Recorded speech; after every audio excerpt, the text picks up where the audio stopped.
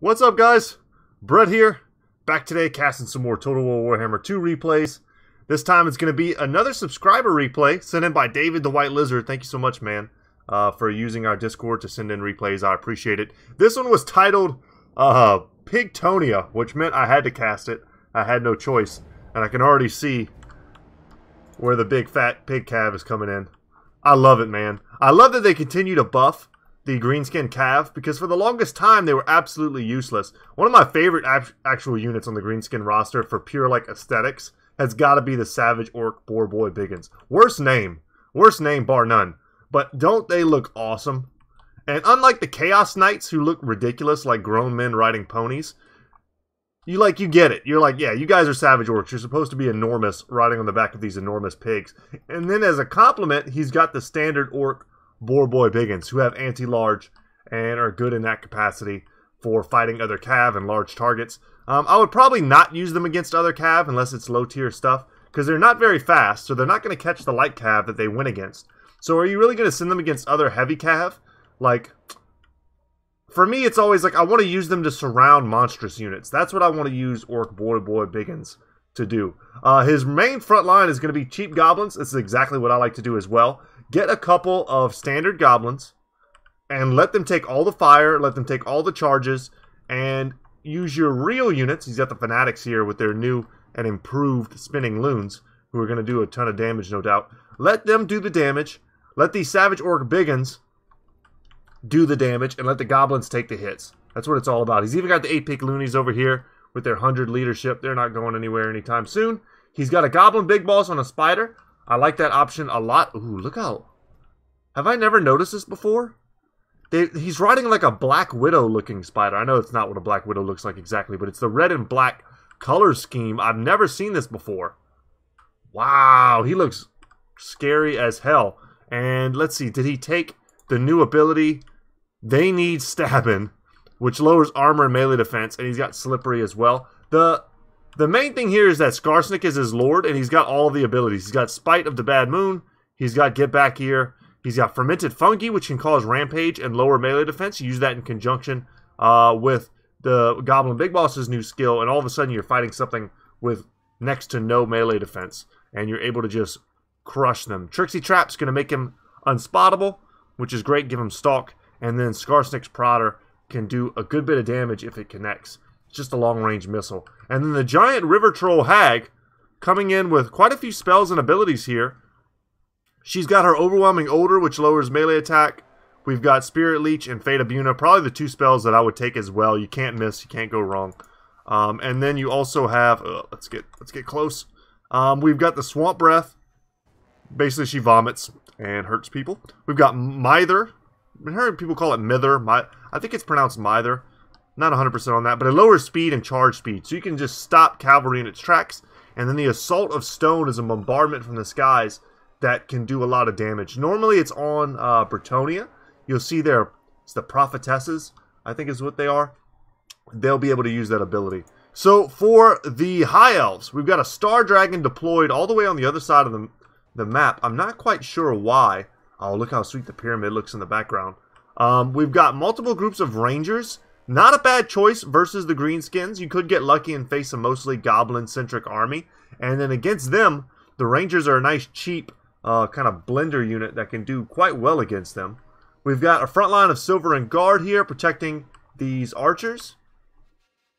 More Rangers. Lothern Sea Guard out on the flanks. These are not the shielded variant, so they'll be able to take charges from the cav, but they're not going to be able to return missile fire. Lucky for them, I feel like the High Elf player kind of lucked out here, and the Greenskin player did not bring any range at all, which would severely punish what I'm looking at here. Nothing has shields. Lothern Sea Guard don't have it. The Silver and Guard, you basically wouldn't shoot at them anyway. The Pure Main Company, the bodyguard unit for Tyrion here, with their Guardian Aura, they're technically shielded with their Lion Cloak. It gives them 30% missile resistance, so not bad. Tyrion is on foot, which is worth noticing, but he does have the Heart of Avalorn. He has his Martial Mastery, of course, Feint and Riposte. He does not have Sunfang. I see people disrespect Sunfang a lot, and I would never do that. Sunfang can be responsible for 100+ kills easily every game you bring it, especially against the Greenskins.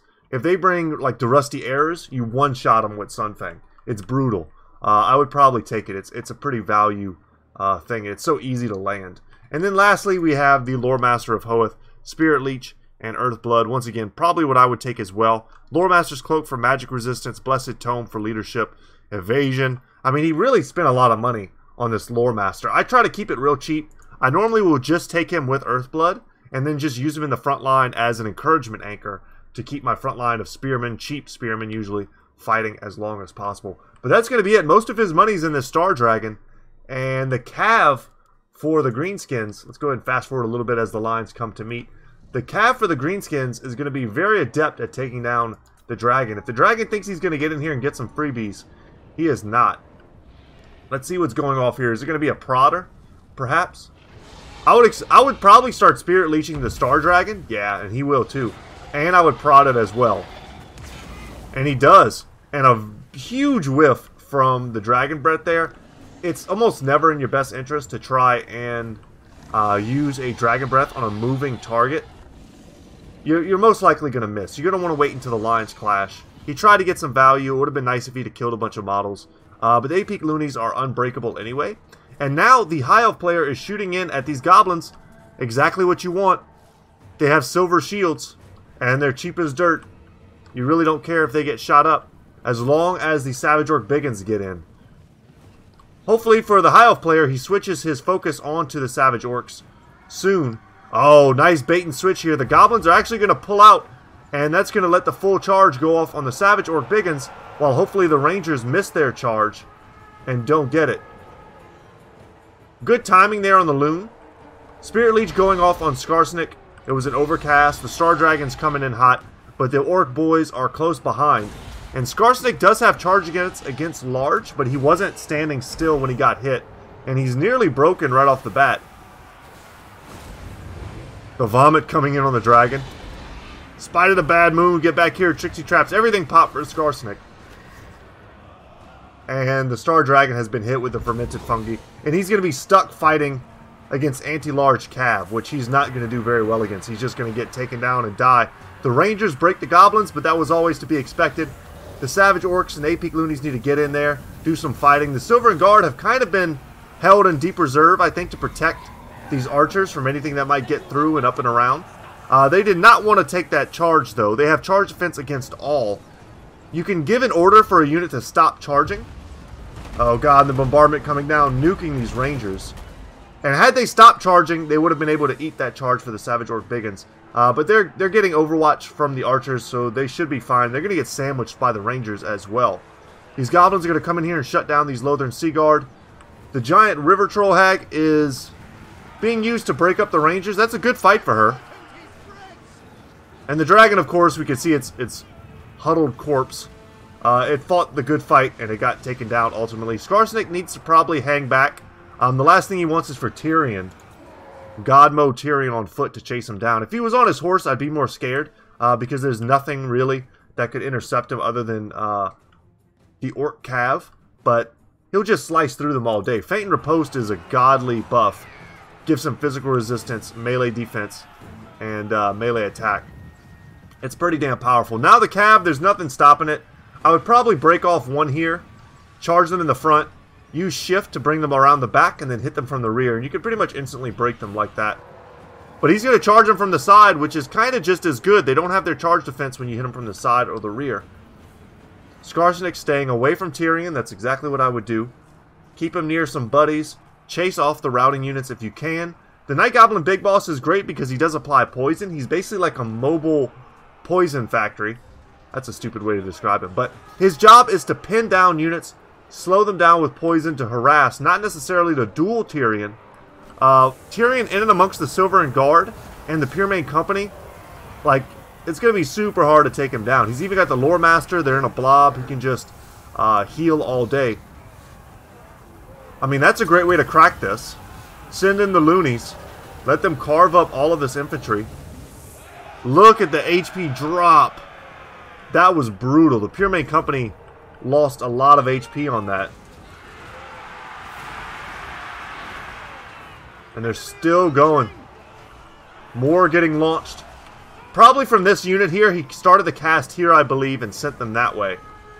Yeah, and they lost like well over 1,000 HP in the last few seconds from that. Is that Spirit Leeches going off on Tyrion? It is.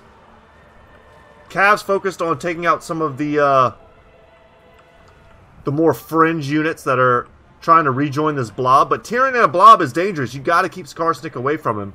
Let's see, speed of 36 versus speed of 35. They're not really going to catch him unless he gets close enough to get his charge. Goblins being detached, I like that a lot. Keep this blob from charging into the back of your cav. Separate your cav, chase down what you can. They're fighting near the edge of the map. You could probably route most of this stuff off. Were you able to just get a charge off on it? And I think that's what he's doing. I would avoid this. Avoid this at all cost. Use your spells. Use your Fate of Bunas if you got them. Use your Spirit Leeches. Chase off the routing units. Tip the balance of power even more so in your favor. Now, one thing we didn't talk about is Skarsnik has his own unique Wa. At least I thought he did. Maybe he only does in the campaign. Immune to psychology, weapon damage, melee attack, armor piercing. That seems pretty standard. I thought for sure Skarsnik had his own Wa. Maybe I was wrong. Or maybe it's just only in the campaign. I know Wurzag does. I know Azag does. And I know Grimgor does. I can't imagine they would leave out Skarsnik. Alright. So now it becomes a game of trying to pick your battles. Greenskin player still has quite a bit of Winds of Magic, I would assume. All I've seen so far this game is Spirit Leeches. If he's been kind of conservative... Oh no, there it goes. Yeah. I mean, you still got to take down Tyrion. That's pretty tough. He also had the Heart of Avalorn. I would have kept fighting if I was the High Elf player. You can stand on your Silvern Guard. You can't move. It's up to the Greenskin player to make a play. If he still has some Spirit Leeches left, he could obviously do some range damage that way. He's going to surround you and try and beat you down with his cav. But the Greenskins aren't known for their leadership. And Skarsnik is not in good enough shape to really join that fight himself. He's going to be relying on the Goblin Big Boss and the Giant River Troll Hag to take down Tyrion. And I've been playing a lot with the Giant River Troll Hag. She's great whenever she's in like groups of rangers who can't really hurt her. She'll kill them all day long. She has regeneration as well. But against a duelist like Tyrion, she'll go down in like 3 or 4 hits. She has no defense against someone like him. And so will the Goblin Big Boss. So with the Lore Master and Tyrion and just enough chaff to keep them in the fight, I probably would have kept the fight going. The big mistake there obviously was thinking that the Star Dragon wasn't going to get wrapped up and taken down. Skarsnik's new ability to rampage is pretty powerful, and you have to respect it whenever it's on the field. So, guys, that's it for me today. Thank you so much, David, for sending in this replay. Thank you, Cesar Die, I think is how I'm going to pronounce that, for being a good sport and playing a good game. Guys, I'm Brett. My channel is Goodtalk Gaming. Thank you so much for watching. Send your replays to the Discord channel. The link is in the description down below. Everybody's welcome as long as you're a polite and kind player. If you love Total War, all the better. So, without any further ado, take care, y'all. See you in the next one.